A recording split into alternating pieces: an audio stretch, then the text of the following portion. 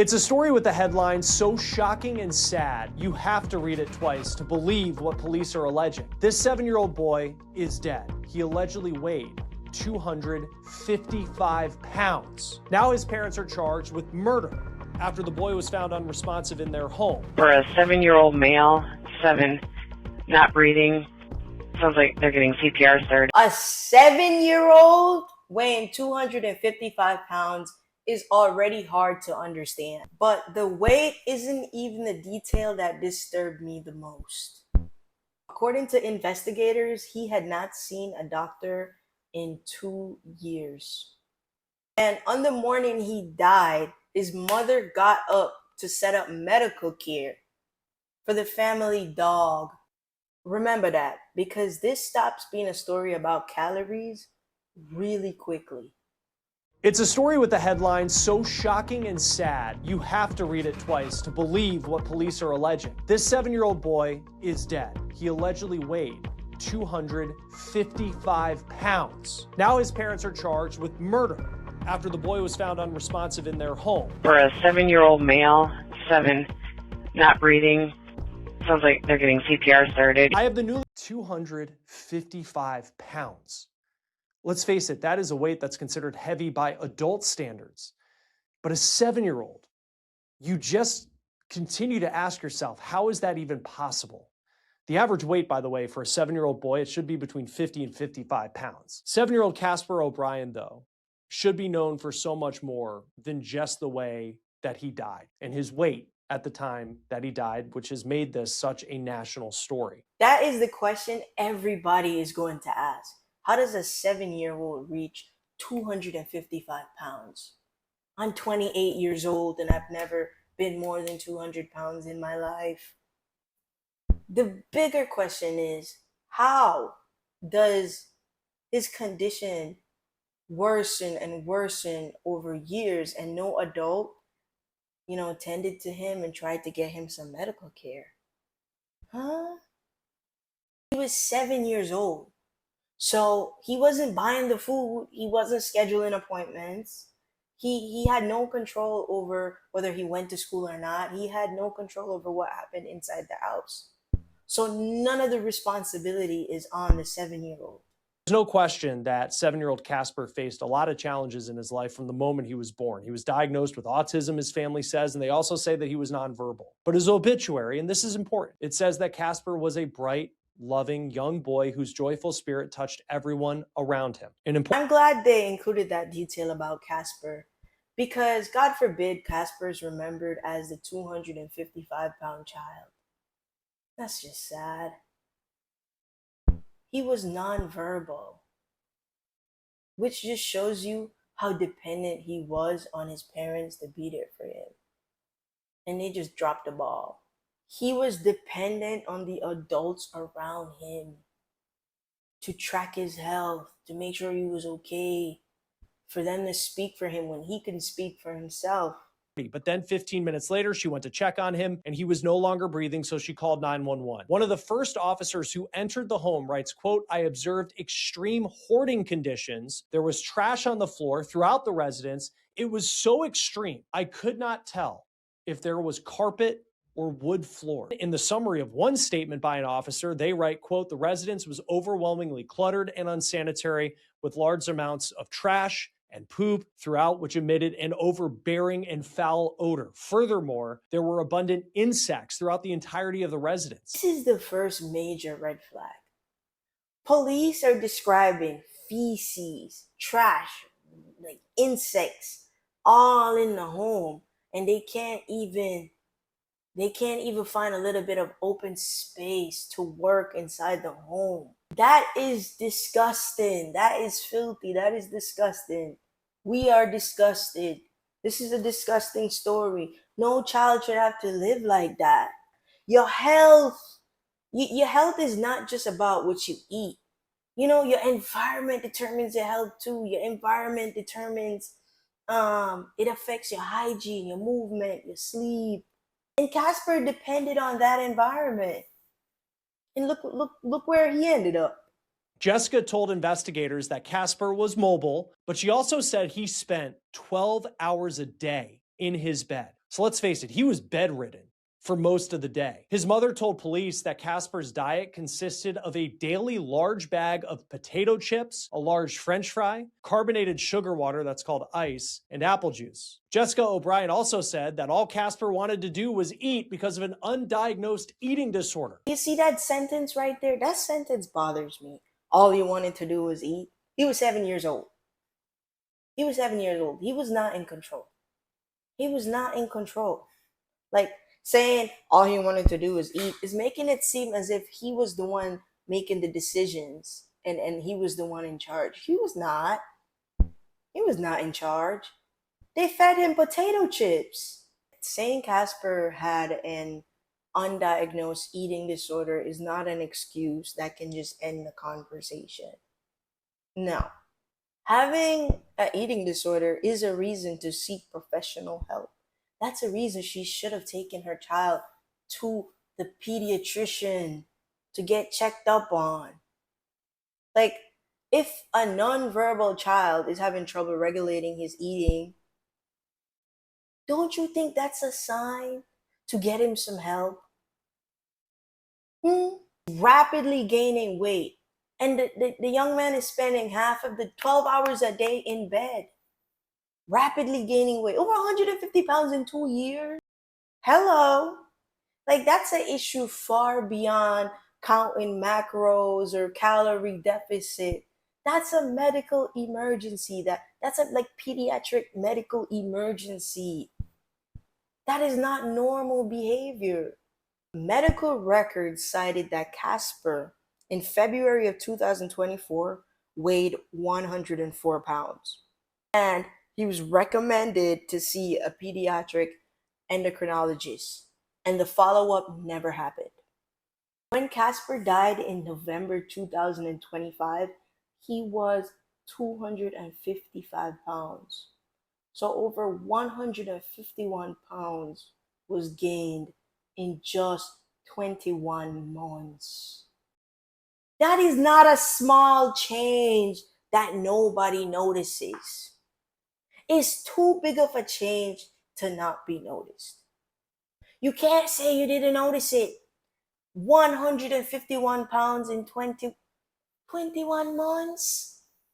Where are the neighbors? Where is the grandparents? Nobody cared about this family? Nobody cared about Casper? No! Because where are the neighborhood kids that played with Casper when Casper wasn't bedridden? Where is the support? Casper reportedly didn't bathe for approximately 6 months. His dad said he would allegedly clean him with wipes roughly 3 times a week, and he said that Casper didn't like water, but they did have a working shower. So there's another example of something that could have been done, and the resources were there to do it. A child not liking water, yeah, that's gonna make, giving them a bath more difficult, but it doesn't change the fact that hygiene is important and it's necessary, right? So my dog doesn't like taking baths, but guess what? She's gonna take a bath because she's not living in this house and smelling like outside.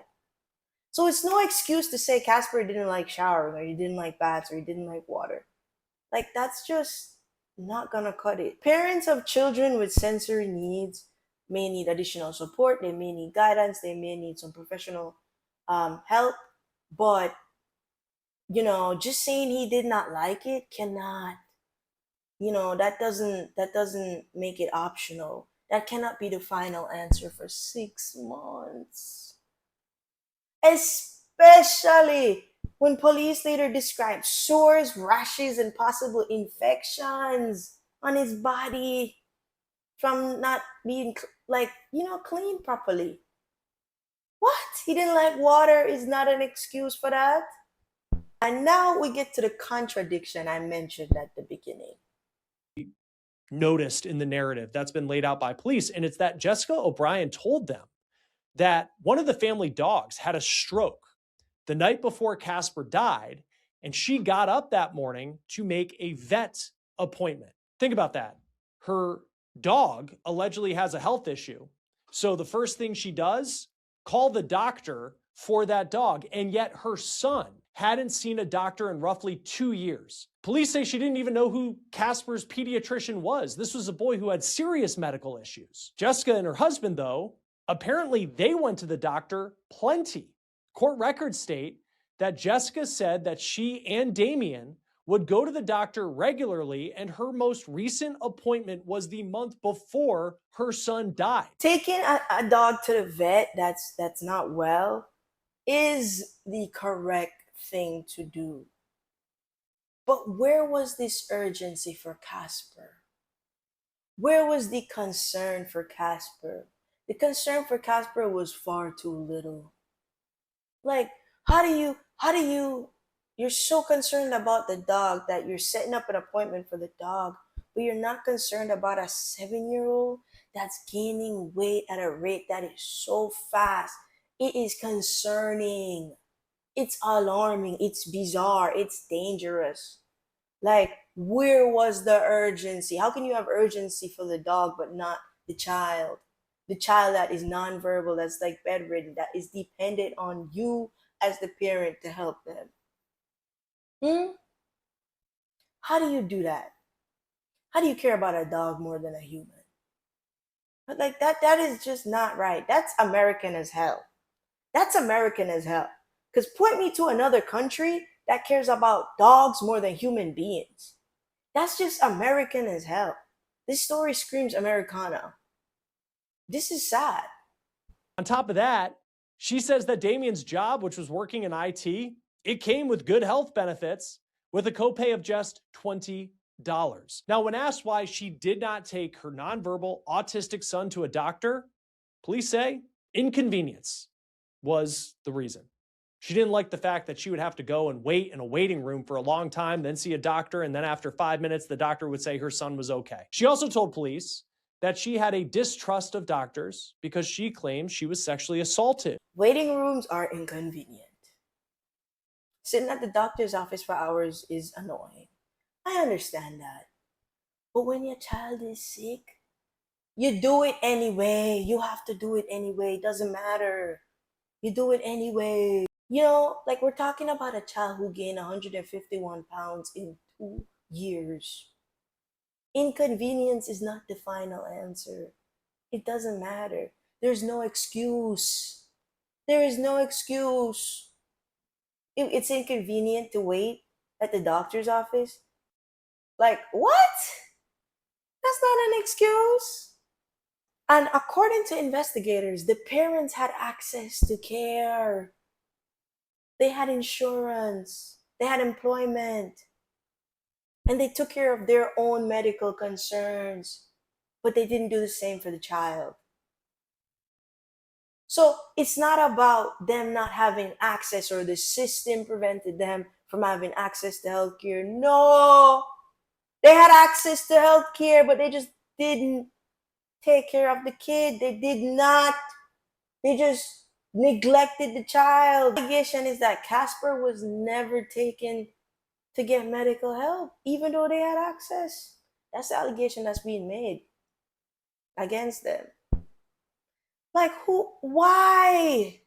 Why? Pushed back on Jessica saying that she was unaware of the health issues that her son was having. Quote, I then asked Jessica, did you ever think of how much pain Casper was in? Jessica replied, quote, no, and I probably should have. I then asked Jessica, why do you say that? Jessica replied, just seeing this now, I didn't know it was this bad. I didn't know it was that bad. I was so in my depression that it just... I then summarized that Casper hadn't received a bath or shower in over 6 months. I want to be careful here because depression is real.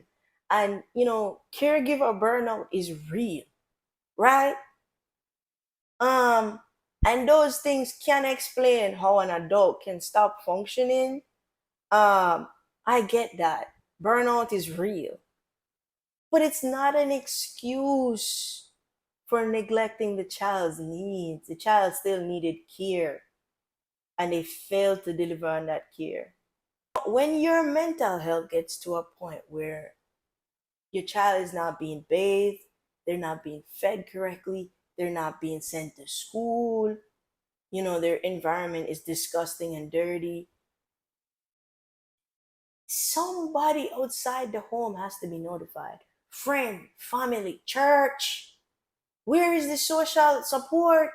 Somebody has to be notified so that the child can get some help. If you're unable to do it, call your aunt, call your mom, call pastor, call somebody, because you can't just sit there and say, oh yeah, depression, the depression had me. No, you can't call somebody for help. Asking for help can be humiliating, but the child is going to pay the price for the adult staying silent.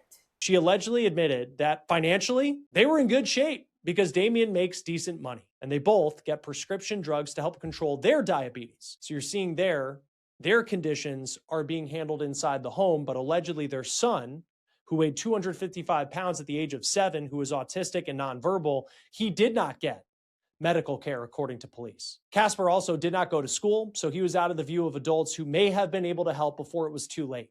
That might be the most important part of this case. Prosecutors say the child had not been attending school. He was not regularly seeing a doctor. He wasn't receiving medical attention regularly. CPS was not involved with the family. Child Protective Services was not involved with the family. So there was no school counselor. There was no teacher that was seeing him regularly that could have noticed the rapid change. The kid was invincible to everybody on the outside that could have intervened and could have stopped this from happening. Prosecutors don't see what happened to Casper, though, as just an act of child abuse or neglect, even though allegedly it certainly is that. They are calling this murder. Jessica and Damien are charged with second-degree murder, torture, and 3 counts of second-degree child abuse. One of the child abuse charges, by the way, is related to the health and safety of Casper's 5-year-old sister. Here is the current court update. On July 2nd, a judge ordered competency and criminal responsibility evaluations for Jessica and Damien O'Brien. Their probable cause hearing was postponed so the defense could review the evidence, including hundreds of pages of medical records. The judge denied requests for bond, so both remain in custody without bond. Their next scheduled court date is September 9, 2026. Their attorneys dispute the prosecution's case, and both defendants are presumed innocent until proven guilty. Here is my biggest takeaway as a weight loss coach. Weight is information. It can tell us that something physical, behavioral, environmental may be changing. But weight is not a measurement of somebody's character. Casper's body should never be used as evidence that he lacked discipline. He was a child. He didn't buy the groceries. He didn't control whether he went to school. He didn't schedule the appointments. He didn't decide on the cleanliness of the house. And he didn't decide whether the adults followed through with the medical appointments and the medical care. So when people look at the case and think, how did he let himself reach 255 pounds? That is the wrong question. The question is, how did the adults around him allow his health to deteriorate for so long without any intervention? Adults living with obesity deserve dignity and real support. Children living with obesity deserve the same dignity and medical supervision. And adults who take responsibility for the environment around them. The number was a warning. Casper was a child. Casper's obituary described him as bright and loving. It said he loved watching super monsters, and his favorite character was Frankie Mash. That small detail tells us more about who he was than the number in the headline ever could. He deserved medical care, a safe home, an education, and the opportunity to grow up. Tell me in the comments which part of this story stayed with you the most, and please keep it respectful. Casper was a child.